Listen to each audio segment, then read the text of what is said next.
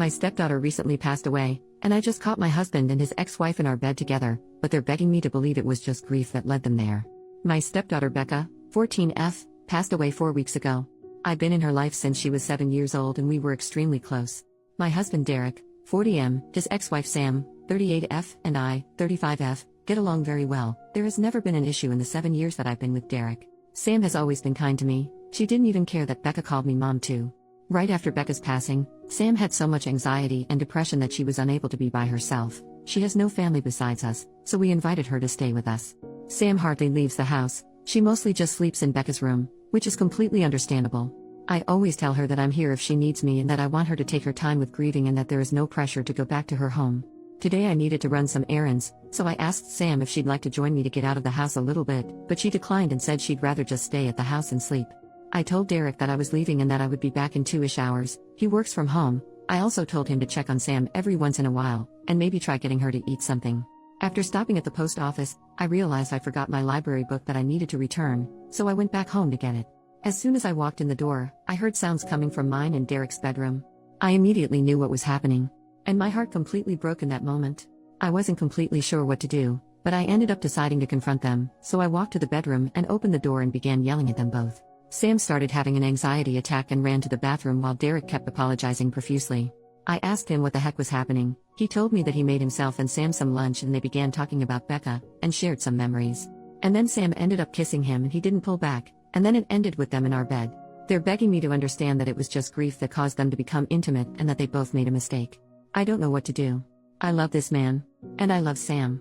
I'm heartbroken that they did this to me and put me in this position. I feel so stuck. First update, 2 days later, I decided that I'm filing for a divorce. I can't ever trust him again. It sucks because we had an amazing relationship, or so I thought. He's always been great, so this was a complete shock to me.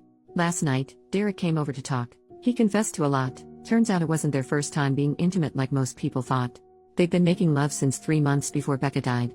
I am completely shocked and heartbroken. Sam also reached out last night and thanked me for everything I've done for her and told me she was sorry. I didn't respond though. I just blocked her.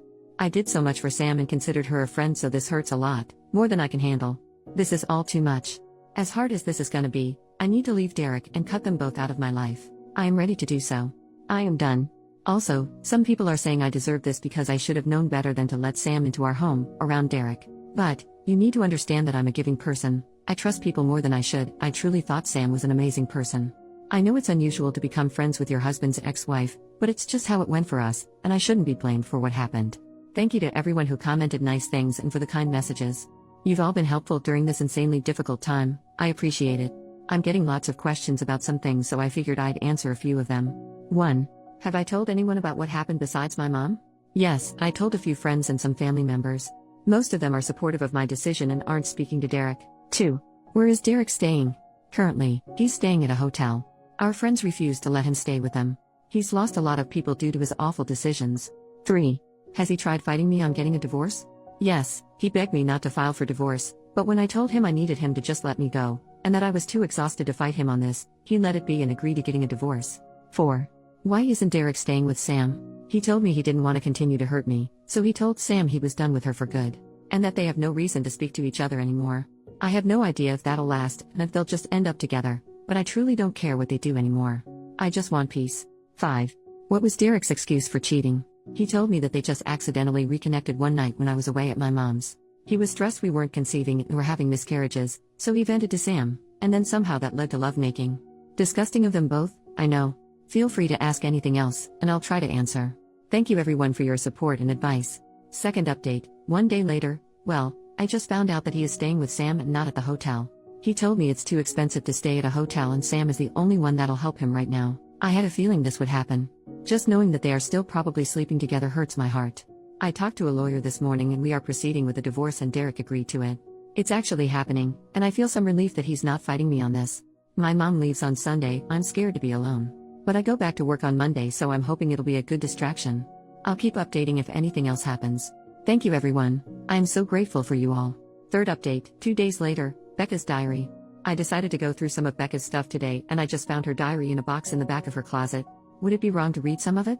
I feel like it would help me feel closer to her, but part of me feels like it's wrong too. I haven't told Derek that I found it either, and I'm unsure if I should tell him. What would you do? 4th update, 3 days later. I figured it's been a few days, so I should give a little update. My mom is leaving in a couple hours, so I'll be alone, and I'm kinda nervous about it. She helped me stay distracted and kept me going. I don't know how I'm gonna handle her being gone. I go back to work tomorrow, first day back since Becca passed away. I'm actually looking forward to it though because it'll keep me distracted. Also, I did read some of Becca's diary. It made me love her even more. She was such a sweetheart. I went back a few months and saw that she noticed some weird behavior between Derek and Sam. Didn't mention that she knew of the affair, but she just wrote that she thought it was kinda strange that they all three would hang out more than usual, without me. I might read more, but so far I haven't found anything that's disturbing, just her being a teenager and talking about crushes, fights with friends, happy family memories, etc. Tomorrow I'm also talking to my lawyer, so I might have more updates on that. Thanks for the continuous love and support, everyone. 5th update, 1 week later. This will be my last update for a while. I started randomly getting a lot more messages and comments, so I figured I'd do another little last update. My first week back at work went great. I wasn't expecting it to go so well, but thankfully it did. My coworkers were so helpful and patient with me. On Friday night I decided I didn't want to stay home all weekend alone, so I decided to drive up to my mom's. It helps I have a 3-day weekend so I can spend more time with her. I'm heading back home tomorrow. Also, for those of you that have messaged me hateful things for reading Becca's diary, I just have to say, you aren't in my shoes right now. Telling me I'm a bad mom because I'm reading her diary is just ridiculous. I learned so much more about her, about how caring and sweet she is, and it made me love her even more. It's how I'm able to feel so close to her right now, so please don't tell me I'm a bad parent for just trying to get by one of the hardest times of my life. You have no idea what it's like. I don't have much of an update, so this will be it. I'll come back and update once the divorce happens though. Thank you to those of you that have been nothing but kind and helpful. You helped me feel less alone. I'll forever be grateful. 6th update, 1 week later. Sam saw my Reddit post and is threatening to sue me.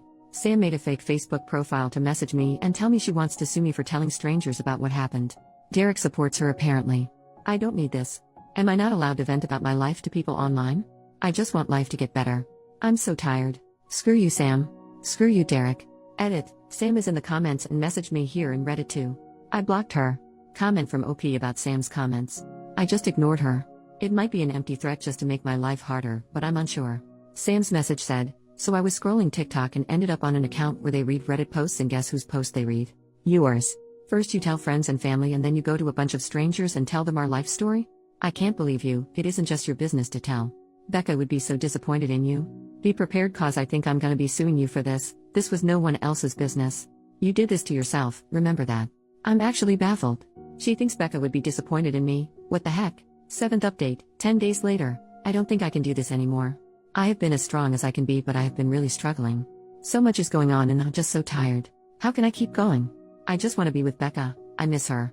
I miss her smile. I miss her laugh. I miss how she tried to make you laugh when you were sad by telling dad jokes. I miss how she liked being in the garden with me. I miss seeing all her new drawings. I miss her beautiful eyes. I miss everything about her. I just want her back. I need her back. Edit. I'm okay. I just needed a space to vent. I was getting so many messages asking if I'm alright, and I just wanted to say thank you to those that reached out. I'm okay. I will be okay. Some days are harder than others, but I think I'll get through this. I'm so grateful for the little community I have here. Thank you all so much. 8th update, 2 weeks later. Sam ended up taking her own life on June 20th. I am still trying to process everything. She had hurt me deeply, but this isn't something I wanted whatsoever. And Derek blames me. I feel so many things and I'm gonna be away for a while again, but I wanted to update you all. Thanks for the love, everyone. 9th update, 10 days later. I'm taking a break from Reddit and going on a trip in a week. Well, I'm doing it. I'm taking the advice that so many of you had. I'm going on a trip since my job doesn't need me till the middle of August.